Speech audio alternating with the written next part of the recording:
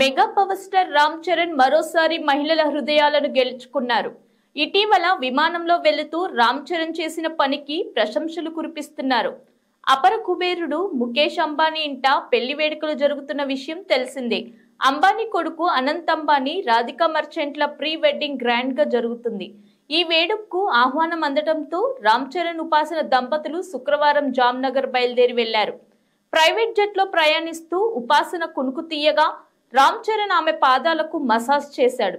దీనిని Ram Charan assistant video తీసి social మీడియాలో పోస్ట్ చేశాడు. దీంతో ఆ వీడియో కాస్త వైరల్ గా మారింది. వీడియో చూసిన మహిళలు రామ్ చరణ్ ను తెగ మెచ్చుకుంటున్నారు.